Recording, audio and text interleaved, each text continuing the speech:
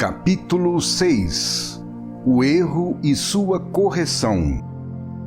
Nestes capítulos, entraremos cada vez mais no terreno específico da ética, para estabelecer as suas bases positivas.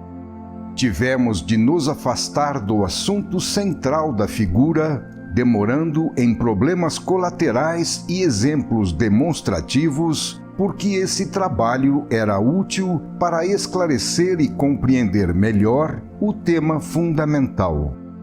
Uma vez estabelecido o jogo da ação do ser contra a lei e da reação da lei contra o ser, em função do erro e da dor, o problema da ética aparece por si mesmo como norma de conduta indispensável para evitar esse choque, filho da revolta, e conduzir tudo para a ordem da lei. Esta é a gênese, o ponto de partida e a finalidade da ética.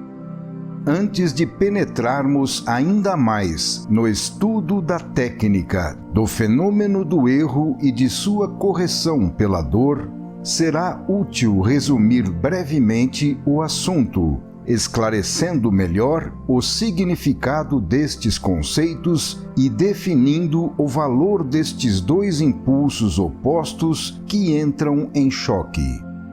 Assim, o problema, observado de novos pontos de vista, poderá aparecer sob novos aspectos.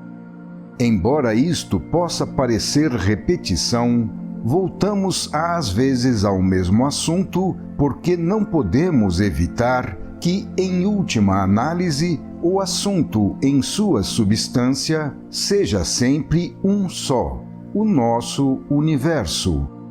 Além disso, nunca há de fato uma verdadeira repetição, porque não podemos dizer a mesma coisa senão de modo diferente para explicá-la melhor, senão acrescentando alguma observação para iluminar o assunto com uma nova luz, a fim de esclarecê-lo sempre mais em todos os seus aspectos. Um dos efeitos da revolta foi a queda do estado orgânico do sistema no estado de separatismo do antissistema, resultando na pulverização da unidade em muitas unidades menores. Assim, ao invés de permanecer fundidos na unidade orgânica, os eus ficaram separados uns dos outros em posição de antagonismo, tal como os encontramos nas diferentes individuações de nosso universo, entre elas a personalidade humana. Nestes níveis inferiores, próximos do antissistema, vigora o princípio do egocentrismo e do separatismo que encontramos em nosso mundo. Esta é a razão pela qual o mundo é regido pela lei da luta. É por isso que o homem, por sua natureza, é espontaneamente levado a agredir e subjugar tudo, para que vença somente o seu próprio eu. O que acontece então quando o homem se encontra perante a lei? Com o seu método, ele entra em choque com tudo, porque não quer colaborar, mas só subjugar e dominar. Enquanto ele está imerso no seu nível, este método pode ser útil para superar os seres do seu mundo. Mas, quando o homem, com esse sistema de agressividade, pelo triunfo apenas do seu eu, rebela-se contra a lei, enfrentando-a e a violando, então ele, com a sua conduta, excita uma reação automática em forma de dor, da qual não há força que lhe permita fugir. É assim que se realiza a ação saneadora através da dor, porque o homem, realizando as suas experiências, vai aprendendo por intermédio das reações dolorosas que recebe e com isso adquirindo uma sabedoria que lhe ensina a não mais se rebelar, para que ele aprenda a não mais se desviar por meio do erro fora do caminho certo da lei. A dor existe como método de ensino e educação na escola dos primitivos. Os involuídos são ignorantes porque, ao decaírem no antissistema, perderam a luz da inteligência, que é qualidade das criaturas do sistema. Ora, para ensinar aos ignorantes, não se pode usar os meios de uma inteligência que eles não possuem. Por isso é necessário e aparece a dor, pois esse é o único raciocínio que eles podem compreender. Não há outro meio para fazer nascer, na forma mental de um rebelde, a convicção de que o caminho da desobediência não representa uma vantagem, mas sim um prejuízo. Não leva à felicidade como só uma lógica emborcada no absurdo pode acreditar, mas sim à dor. Então, por falta de conhecimento, o ser ignorante vai experimentando ao acaso, por tentativas, de todos os lados. Mas para que ele aprenda o caminho certo, é necessário constrangê-lo a retroceder todas as vezes que ele entrar na porta errada, fazendo-o perceber que, ao invés da almejada felicidade, encontrou a dor, e isso até que ele, de tanto experimentar, descubra a porta certa e entre por ela. Essa descoberta verifica-se quando o ser, cansado de todas as experiências realizadas no terreno do antissistema e desiludido por não ter encontrado aí a felicidade, acaba compreendendo que ela é inatingível no antissistema e é constrangido então a procurá-la a lures, fugindo do mundo inferior que o traiu. Assim, ele inicia uma nova tentativa em direção diferente, evadindo-se nos céus, em busca de níveis de evolução superiores. Verifica-se então o fenômeno da sublimação dos instintos, fazendo surgir o ser evoluído e o santo. Quando o homem tiver assimilado todo o fruto da sua escola terrena, então ele não será mais um ser ignorante e simplório, que vai contra a lei porque erra, mas terá se tornado, ao invés, inteligente e, por isso, terá posto um ponto final na loucura de cometer erros, deixando de arcar com o seu efeito correspondente, constituído pela dor. Esse choque entre tais impulsos opostos nos mostra, de um lado, a loucura do homem querer procurar a felicidade onde é absurdo que ela se encontre, e, de outro lado, a sabedoria da lei, que usa a dor como meio seguro para que o ser compreenda qual é o caminho certo para atingir essa felicidade. Por um lado, é lógico que o ser, por causa de sua revolta, seja levado a percorrer o caminho inverso. Por outro lado, é lógico também que a lei, sábia e boa, venha endireitá-lo através do único meio possível, a dor, a fim de dirigi-lo assim para o único caminho que leva à felicidade. Dada a estrutura do sistema do universo, é absurdo que a felicidade possa ser encontrada pelos caminhos da revolta à ordem de Deus. É lógico que, procurando a felicidade no antissistema, portanto, de modo emborcado por meio da revolta, ao invés da obediência, não se possa encontrar senão a felicidade emborcada no seu oposto, a dor. Esta é a estrutura lógica desse jogo entre os dois impulsos opostos, o erro da parte do ser e a dor da parte da lei. O ser está livre para se movimentar à vontade, mas só dentro das paredes da gaiola de ferro constituída pela lei. Através da sua experimentação, ele tem que aprender livremente a se dirigir com exatidão, sem fazer movimentos errados que o levem a bater a cabeça contra as paredes.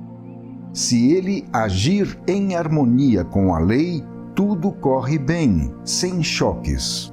Mas se for contra ela, eis que surge o atrito chamado dor. Quanto maior for a desobediência do ser e o seu desvio fora da ordem, tanto maior será o impulso oposto da reação por parte da lei na forma de dor, para restabelecer o equilíbrio. Quanto mais baixo o nível evolutivo do ser e quanto maior a sua rebeldia contra a ordem, tanto maior é a reação da lei para que tudo volte à ordem. Tudo equilibra-se automaticamente em perfeita justiça. O ser é livre e pode cometer à vontade todos os erros que quiser, aos quais, porém, segue-se a dor, que queima, sendo esse um fato que permanece como regra absoluta, à qual ninguém pode fugir. O ser não deseja cair na dor e, portanto, tem que aprender a seguir as normas da boa conduta. O sistema é como um grande relógio que funciona com perfeição porque cada roda está no seu respectivo lugar, movendo-se na devida ordem. O antissistema é um relógio cujas rodas se deslocaram, emborcando os seus movimentos numa desordem que gera atrito, o qual representa a dor. Para sair desse estado, o ser, por meio de seu próprio esforço, tem que eliminar estes atritos que geram o sofrimento. Mas, para eliminá-los, é necessário reordenar toda esta desordem, recolocando cada coisa no seu devido lugar e aprendendo a se movimentar ordenadamente. Este duro trabalho pertence ao ser, porque foi ele que, com a revolta, gerou a desordem. Os seres são como as rodas de um relógio que, saindo da posição correta, passaram a se atritar, gerando a dor, condição na qual se permanece enquanto todas as partes não voltarem ao seu lugar de origem para funcionar em ordem. Podemos agora compreender quais são as primeiras origens e as causas profundas do fenômeno da dor. Quando falamos que a lei reage contra o rebelde, estamos apenas usando uma imagem antropomórfica, a fim de facilitar a sua compreensão pelo homem, que concebe tudo em função do seu instinto de luta para dominar. A lei não é um eu livre e pessoal que queira dominar alguém, mas sim uma vontade determinística e impessoal, cuja realização se dá automaticamente, cumprindo os princípios que a constituem. Por isso, não há lugar para se pensar que exista na lei uma vontade inimiga específica, no sentido humano de ofensa e reação punitiva, buscando vingança contra o ser por ele ter errado. Tal ideia é fruto da forma mental do homem, que concebe tudo à sua imagem e semelhança. A lei não odeia e não pune, apenas restabelece os equilíbrios quando eles são violados.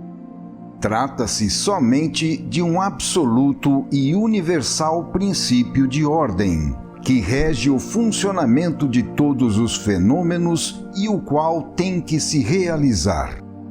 Dada essa estrutura da lei, há efeitos necessários já marcados com antecedência, os quais têm que se verificar como consequência de cada movimento, conforme sua natureza. Não se pode negar o fato de que vemos a lei reagir, fazendo aparecer a dor quando violamos a sua ordem.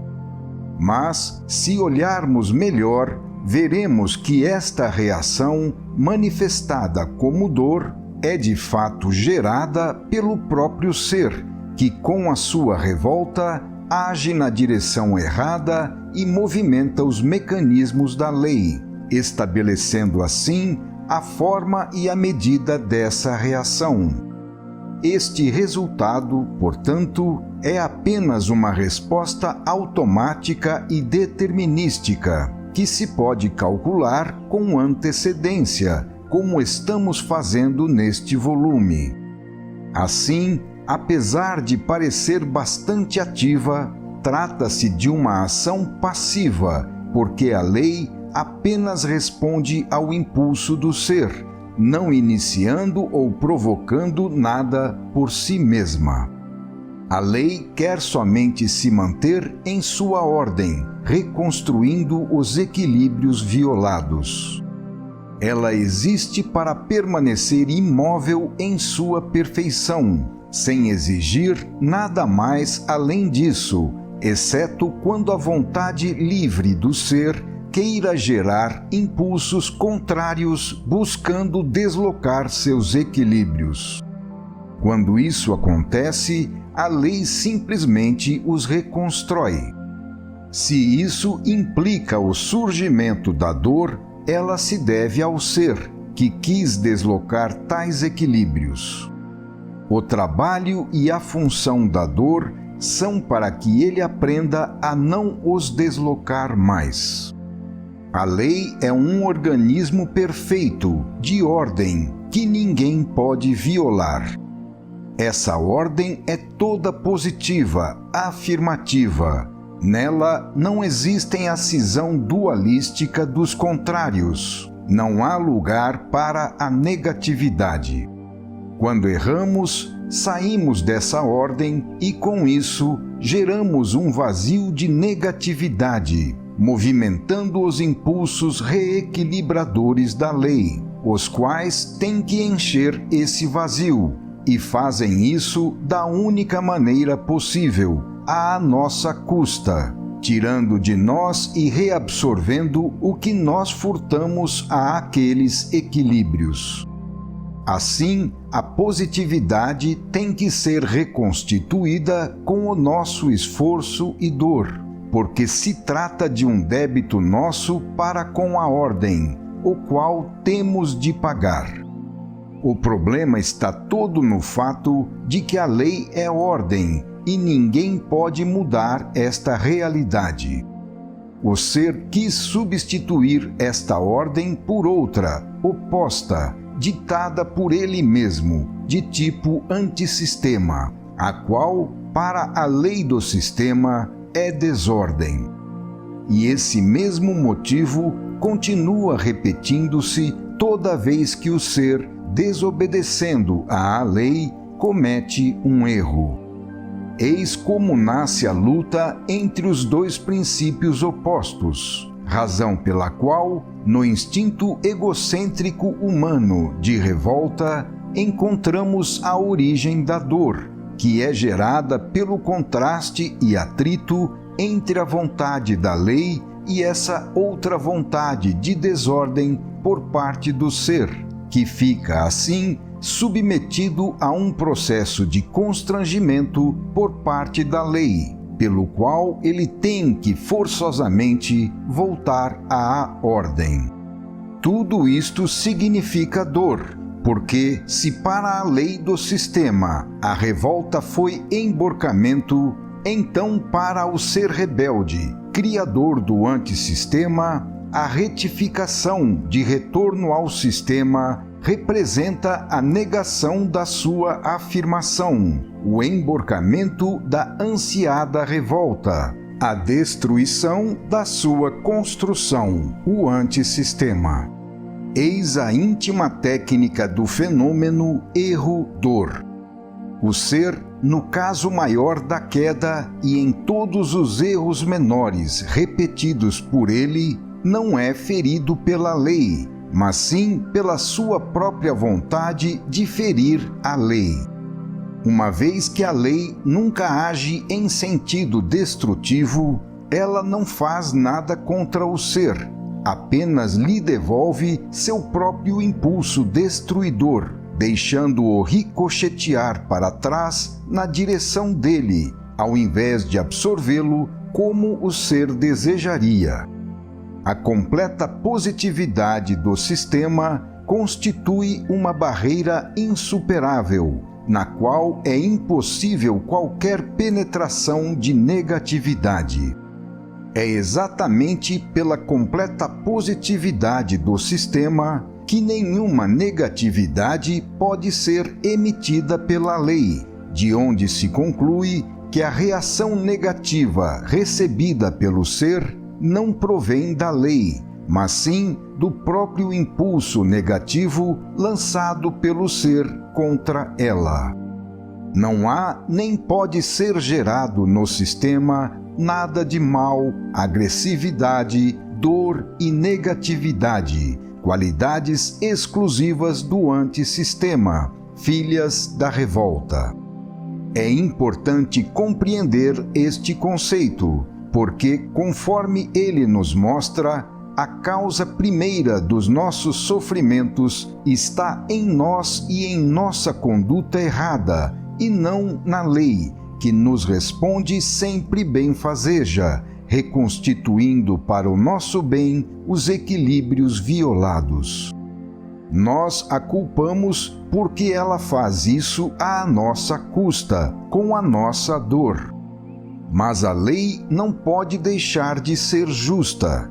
Faz parte dos seus invioláveis equilíbrios exigir o pagamento da parte de quem é culpado. Explica-se assim como seja possível, no terreno da ética, chegar à conclusão de que tanto quem faz o bem como quem faz o mal acaba por fazê-lo a si mesmo.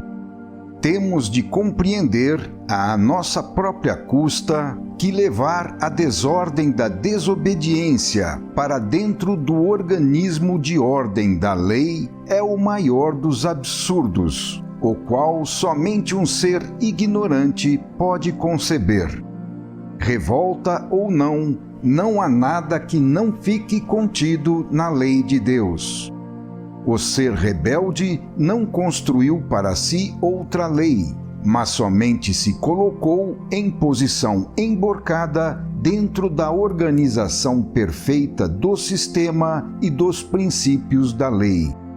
Chega-se deste modo a um resultado que pode parecer estranho, no qual se conciliam duas posições aparentemente inconciliáveis, onde a lei permanece perfeitamente justa e, ao mesmo tempo, o ser recebe a sua punição. Assim, o ser cai na dor, mas não pode culpar a ninguém senão a si mesmo. Nada do mal que a revolta produziu pode atingir Deus e a sua lei, mas somente ferir quem foi a causa desse mal. Triunfa assim a bondade de Deus, que não nos deixa sofrer a não ser para nos corrigir, a fim de atingirmos a felicidade. Triunfa a justiça de Deus, que não deixa a dor atingir senão quem a mereceu. Não é necessário que Deus se torne mau para que a sua justiça seja feita. A dor ministra assim a sua lição, respeitando a liberdade do ser e, ao mesmo tempo, fazendo com que tudo seja deterministicamente retificado para a salvação. Quando erramos, Deus não nos pune lançando-nos num inferno criado por Ele para se vingar das ofensas recebidas. Essa psicologia é do homem e não de Deus. A lei está construída de tal maneira que nós mesmos, ao errarmos, geramos com isso nossa punição, lançando-nos no inferno que a nossa desordem criou para nós mesmos na felicidade da ordem da lei.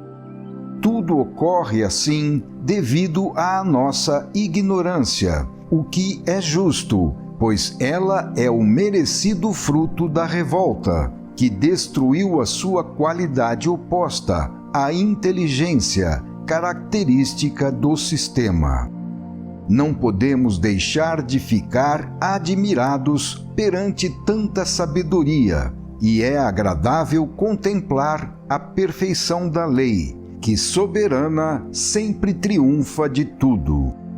O único resultado que o ser podia atingir e atingiu foi a efetivação, somente para si mesmo, do princípio da desordem e da luta, pelo qual ele é atormentado. Desde o início, dada a estrutura da lei, a revolta não podia ser senão uma derrota, e o rebelde não podia ser senão um vencido. Isto fazia parte da própria lógica do sistema, na qual não pode haver a possibilidade de Deus ser vencido, pois se houvesse, Deus não seria mais Deus. Pelo contrário, o que sempre vemos triunfar é a sabedoria dele, a qual se revela também na revolta, mesmo que a revolta em si possa parecer um erro e um defeito do sistema. A revolta gerou ignorância, luta e sofrimento. Mas eis que por este caminho emborcado, a lei sabe atingir o objetivo oposto, realizando com seus meios o endireitamento, porquanto, com a experimentação na luta e na dor, desenvolve e reconstrói a inteligência. Assim, a lei destrói a ignorância, causa de tanto mal, acabando com o sofrimento, porque o rebelde vem a compreender que a causa das suas dores está na desobediência e que não há outro caminho para conduzi-lo à felicidade, senão a obediência na ordem. Desse modo, pela sabedoria da lei, o caminho da perdição, iniciado pelo ser rebelde, tem automaticamente que se endireitar dentro do caminho da salvação. Tanto no caso maior da queda, em seu grande ciclo involutivo-evolutivo, como no caso menor do ciclo erro-dor já estudado, a sabedoria da lei, substituindo o mal pelo bem, continua sempre corrigindo e reconstruindo lá onde o ser errou e destruiu. Aquela sabedoria nos mostra que com a revolta surgiu não somente o modelo do fenômeno da queda, mas também para a sua correção o modelo do endireitamento ou salvação, que estava implicitamente contido na queda, em estado latente, à espera de se tornar atual tão logo o ser acionasse o botão da revolta.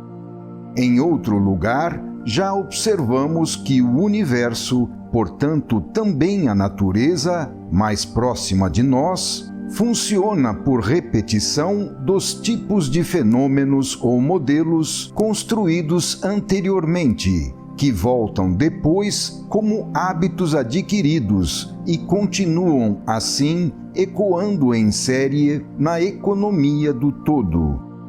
Podemos assim considerar o caso erro-dor, estudado aqui por nós, uma repetição menor do modelo do fenômeno revolta-endireitamento ou queda-salvação que estabelece a estrutura do objeto de nossas pesquisas atuais.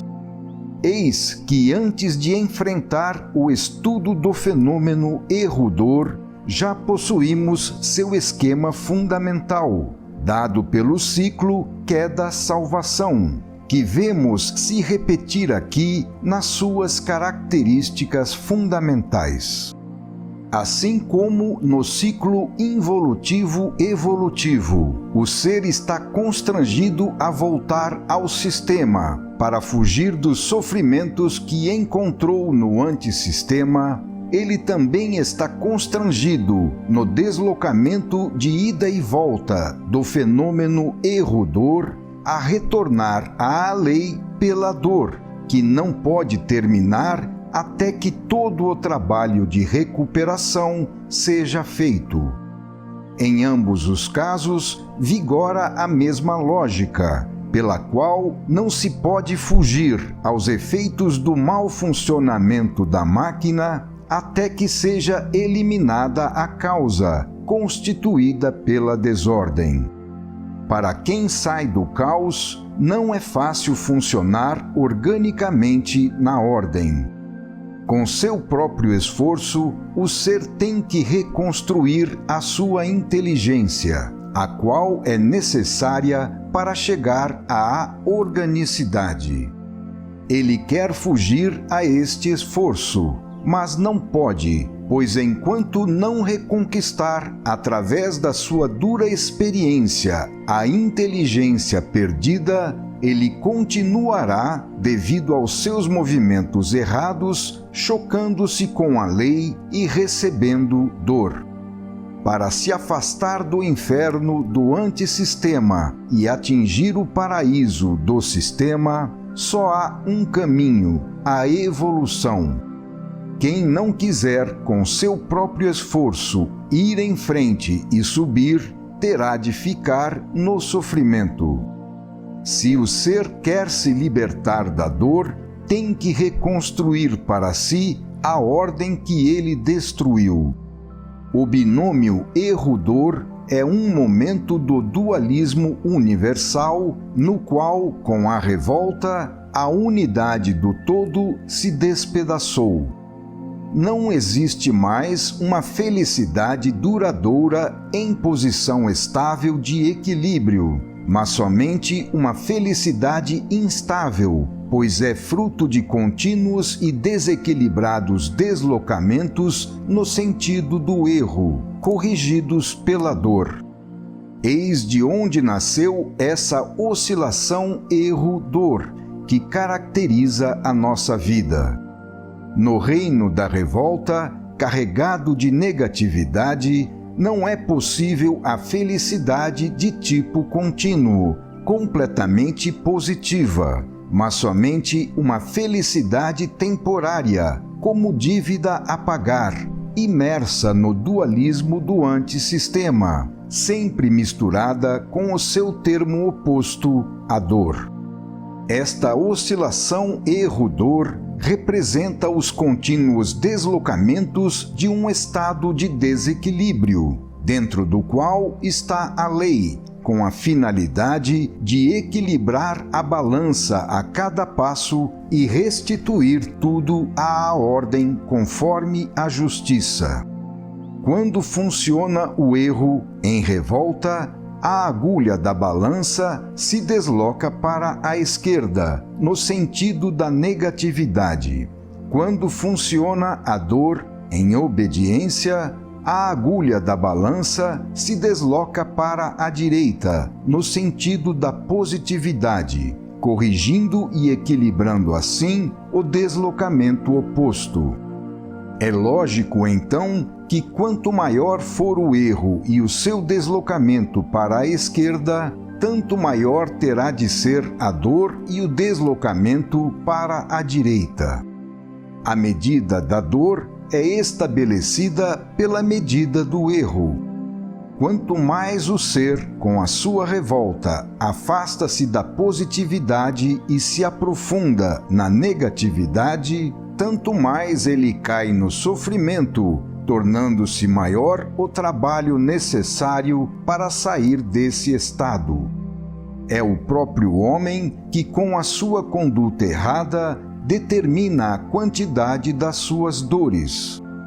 Nesse sentido, ele está totalmente livre, tendo autonomia para sofrer à vontade. Mas o ser, porque é filho do sistema, não gosta de sofrimento, e é isso que o constrange para a sua salvação. Mesmo permanecendo livre, ele não pode deixar de cumprir o duro esforço da subida, porque se não fizer isso, terá de sofrer até o fim do seu resgate. Se o erro representa o afastamento da positividade para a negatividade, é lógico que quanto maior for o erro, tanto maior será esse afastamento e, portanto, tanto maior terá de ser o caminho a percorrer para voltar da negatividade à positividade. É lógico também que, assim como é a negatividade da revolta que destrói a positividade da obediência à lei, também é a positividade da obediência que neutraliza a negatividade da revolta e recupera o que foi perdido. É sempre a lei que domina tudo. Ela é o ponto de referência em relação ao qual toda revolta que afasta e destrói torna-se negatividade, e cada dor que reaproxima e reconstrói torna-se positividade. Eis o valor e o significado da função de reconstrução dos equilíbrios deslocados. Eis então que a dor, corrigindo o erro, elimina a si mesma, que é efeito dele. Portanto, a dor não somente corrige o erro, mas também se destrói a si mesma. Por meio de seu funcionamento, a dor consome, destrói e elimina a si mesma como negatividade, deixando o lugar livre para o seu oposto, a positividade da alegria. É assim que se realiza automática e fatalmente a correção do caso particular, que no conjunto leva à salvação final.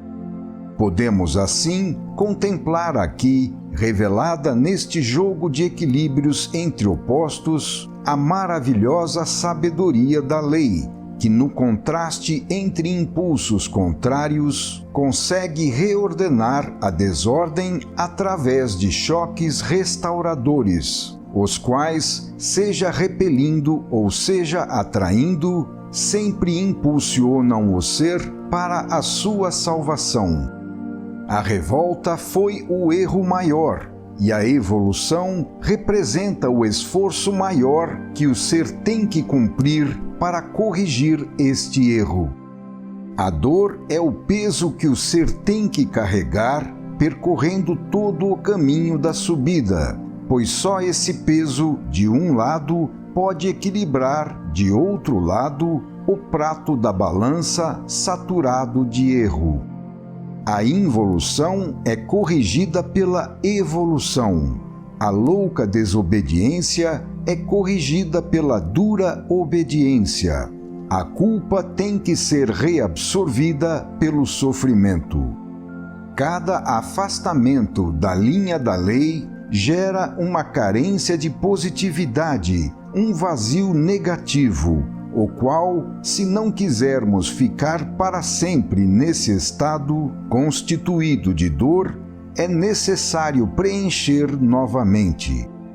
A dor nasce da exigência de satisfazer essa carência, da necessidade de saciar o anseio desse abismo, esfaimado do equilíbrio compensador da sua negatividade, em que a vida morre. Por isso, no organismo universal, a dor representa a função da recuperação, um meio de salvação. Tivemos que explicar tudo isto porque só assim é possível compreender a função benfazeja da dor, o seu valor positivo, o único valor que podemos atribuir a ela num sistema perfeito, como tem que ser o universo regido por Deus. O mundo concebe a dor em sentido oposto, como um empecilho e não como uma ajuda, como um inimigo e não como um amigo. Isso porque o ponto de referência do homem não é a lei do sistema, mas o seu próprio eu rebelde. Essa maneira de conceber às avessas prova que o homem, em relação à lei, vive em posição emborcada, a qual deve ser retificada pela evolução. Eis o sentido deste jogo de contradições e compensações entre os dois opostos, erro e dor, que vamos estudando sempre mais de perto. Por isso chamamos a este volume de Queda e Salvação. Eis a razão pela qual vemos estes dois elementos contrários e complementares correrem um atrás do outro, como inimigos abraçados e indivisíveis, em contínua luta um contra o outro, com a única finalidade de colaborarem juntos para a reconstrução da unidade despedaçada, ponto de partida e de chegada do imenso ciclo da queda e salvação. Vamos explicando assim estas verdades tão vivas e tão pouco conhecidas, que tanto nos tocam de perto e que tão pouco levamos em conta em nossa conduta, mas segundo as quais, se errarmos, temos depois de pagar as duras consequências.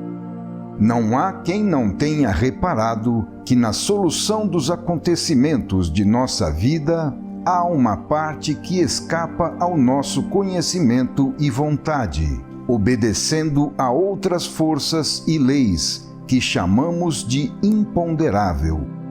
Trata-se, porém, de um imponderável bem ponderável nas suas consequências, porque resolve contra os cálculos humanos, de modo bem diferente do que pensávamos e desejaríamos. Qual é o conteúdo desse misterioso imponderável? Esta outra inteligência e vontade que está além do conhecimento e da vontade do homem é a lei. Se o homem conhecesse a lei, não haveria mais para ele imponderável.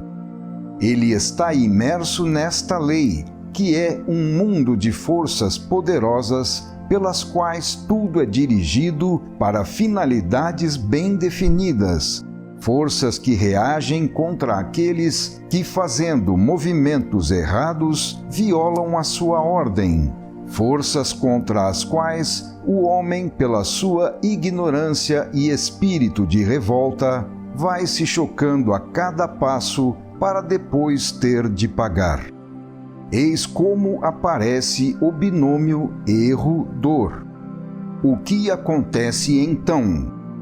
É lógico que o homem procure a sua vantagem, mas os sentidos que o guiam podem facilmente enganá-lo a respeito da sua vantagem, dirigindo-o para um bem-estar imediato, que representa, na verdade, um prejuízo futuro.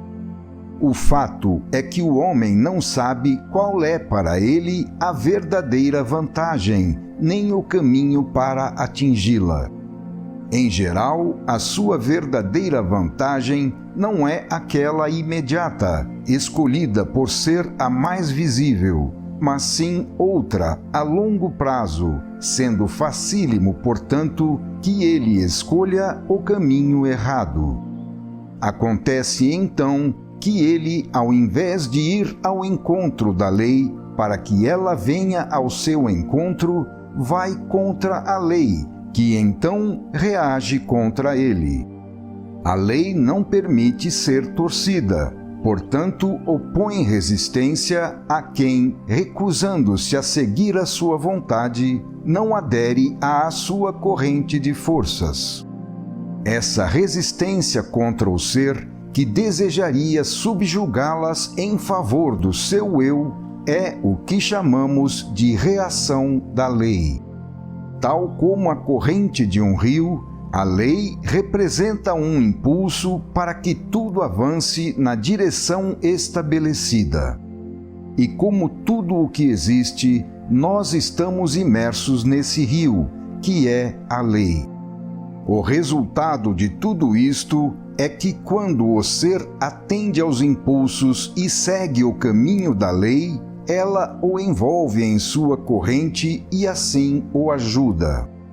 Mas quando, pelo contrário, o ser segue somente os próprios impulsos, buscando outro caminho conforme sua própria vontade, eis que a lei, com a sua corrente contrária, resiste e, ao invés de ajudá-lo, passa a arrastá-lo e persegui-lo, porque a vontade dela é que tudo avance para os seus objetivos.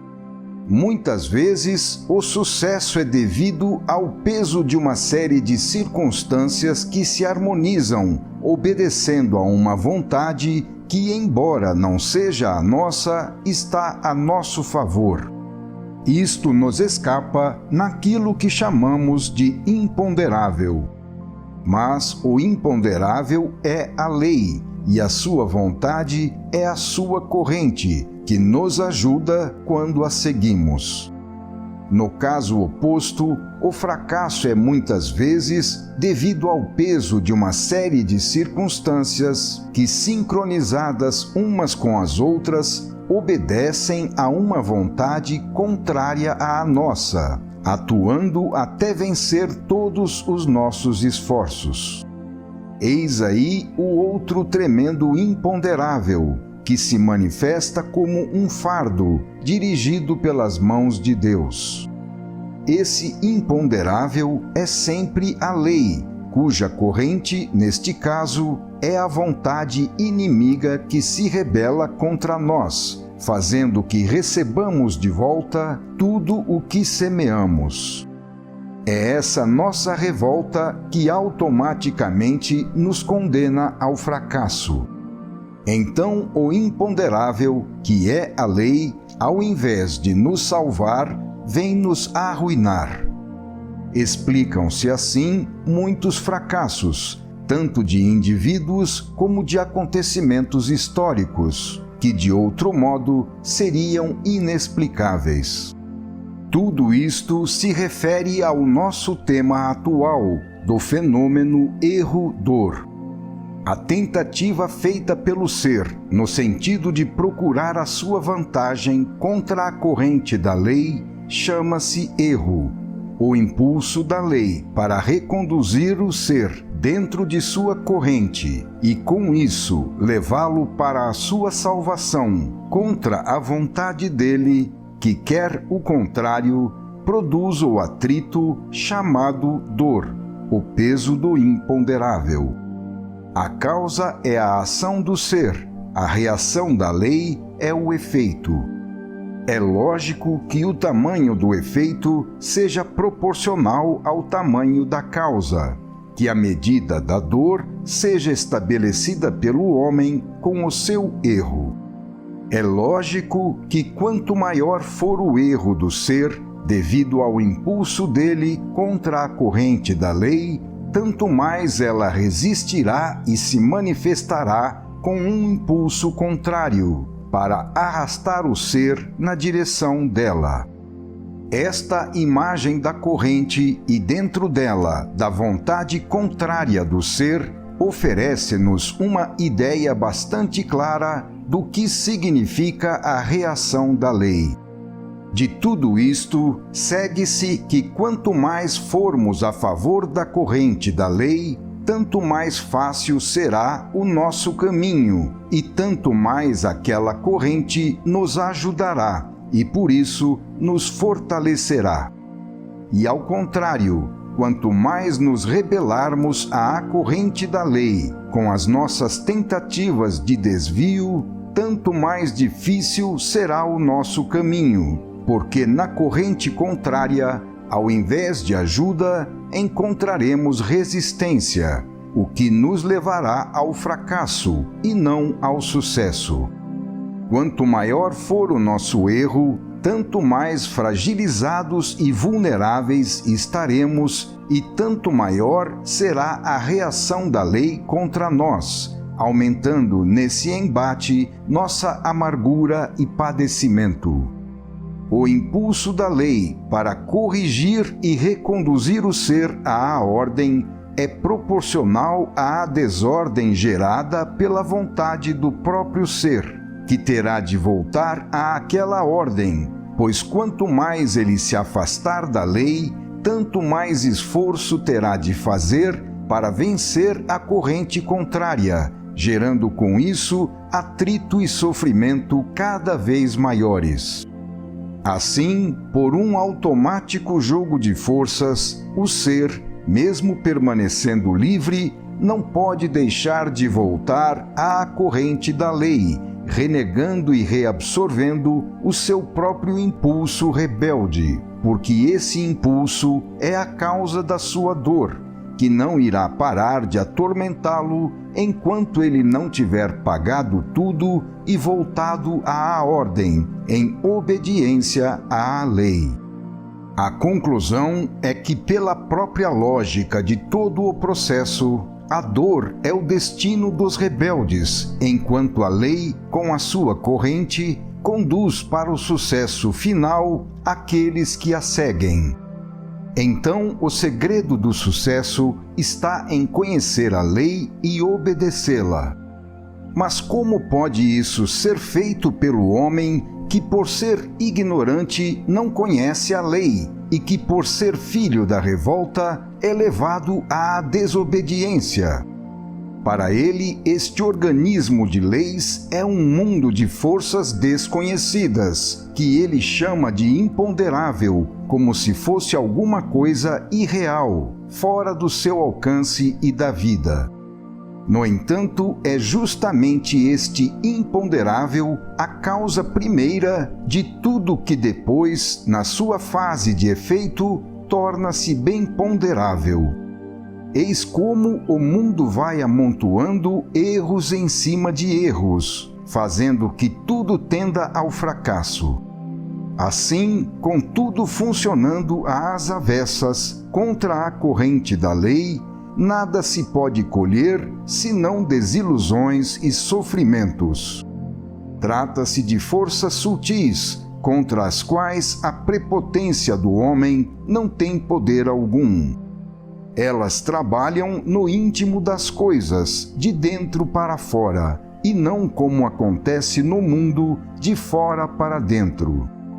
Despercebidas na superfície, mas agindo lenta e constantemente na profundidade, elas escapam aos nossos sentidos, construindo e acumulando tudo em nosso favor, da profundeza para cima, como nossas amigas, quando navegamos obedientes à corrente da lei, ou então roendo e dissipando tudo em nosso prejuízo, como nossas inimigas, quando navegamos rebeldes contra a corrente da lei.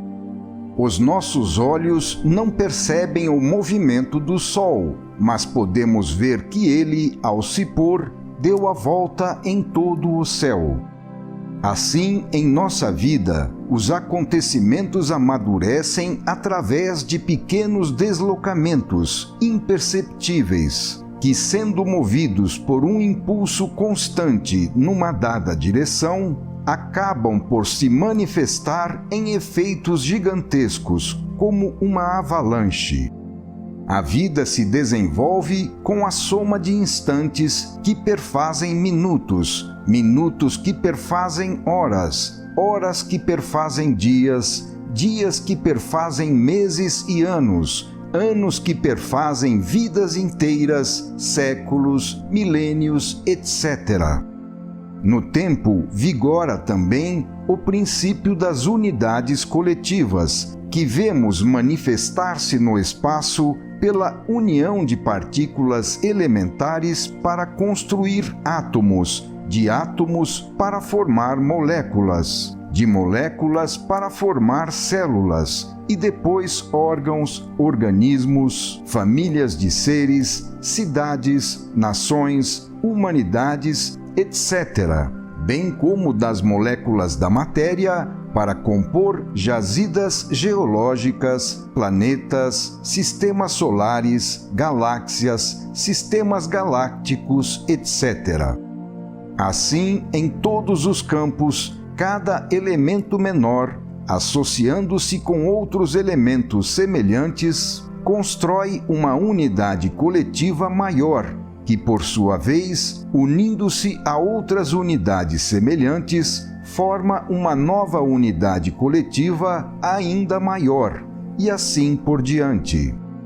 Cada unidade, portanto, resulta constituída pela junção de partes elementares menores e é organizada tanto no espaço como no tempo, conforme o mesmo modelo dos ciclos de agrupamento e de ritmo dos seus elementos, modelo com o qual a composição das unidades menores edifica a unidade maior.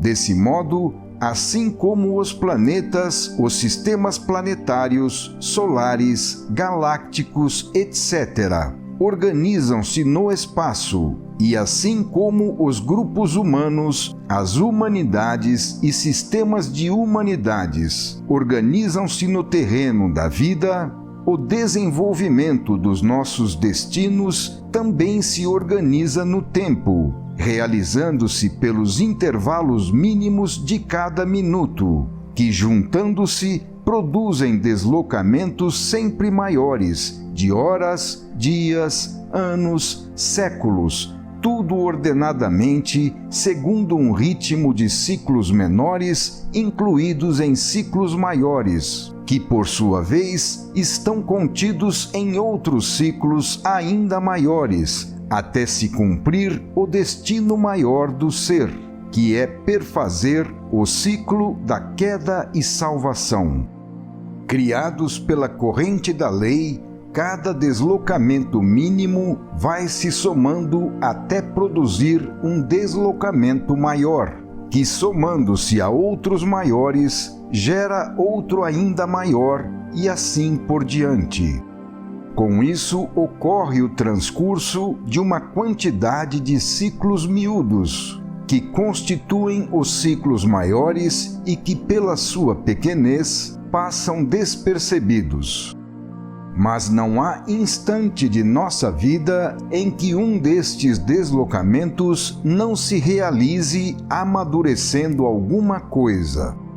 Assim, por sucessivos movimentos imperceptíveis, do nascimento chegamos à velhice e à morte, sendo que a cada momento não vemos nada se alterar, parecendo tudo imóvel como o sol no céu. Porém, no fim, vemos que tudo mudou, o mundo se transformou, muitos desapareceram e já não conhecemos a nova geração, porque nós mesmos nos tornamos diferentes, acumulando incontáveis transformações mínimas, porém constantes e dirigidas sempre no mesmo sentido. Uma profunda mudança se realizou. A visão maior do esquema geral escapa aos olhos míopes de nossa forma mental, que, sendo feita para ver as coisas miúdas da vida, percebe apenas as linhas desse desenho menor. Ficamos fechados no pequeno ritmo de nossa vida de cada dia, sem nos apercebermos do ciclo maior do qual ela faz parte. Conhecemos bem o ciclo cotidiano do trabalho, das refeições, do repouso, do dia e da noite, mas não sabemos para onde tudo isso avança. Vivemos a realização de princípios gerais que nos escapam. Efetuamos amadurecimentos que nos levam para bem longe, atravessando transformações profundas. Estamos, assim, desenvolvendo o nosso destino, mas nada vemos de tudo isto senão uma sucessão de pormenores miúdos e episódios desconexos, cujo desenho geral, que constitui a nossa verdadeira vida, escapa aos nossos olhos. Só os evoluídos, porque aprenderam a olhar nas profundezas, vivem conscientemente em função dos grandes ciclos da vida, onde se revela mais evidente a presença desses vastos impulsos da corrente da lei, os quais estamos estudando aqui. Quanto mais o indivíduo é involuído, tanto mais apertado é o círculo dos seus horizontes, tanto mais estreita é a visão que ele domina e tanto menor é o ciclo que ele conhece e regula de sua vida. Os momentos sucessivos ficam separados, isolados um do outro, sem o fio condutor que os liga em uma unidade maior, pela qual eles são explicados e justificados como elementos de um plano geral, que confere outro sentido à vida. É para atingir esse outro modo de concebê-la mais profundamente que vamos aqui estudando o funcionamento da lei e as consequências de nossos erros a seu respeito. Se, em vez de considerarmos os acontecimentos de nossa vida como momentos divididos e isolados um do outro, passarmos a vê-los como trechos unidos ao longo de um mesmo fio condutor que os liga num desenvolvimento lógico comum, aparecerá para nós outra vida a longo prazo, na qual se torna visível, além dos pormenores do momento, as grandes linhas de nosso destino.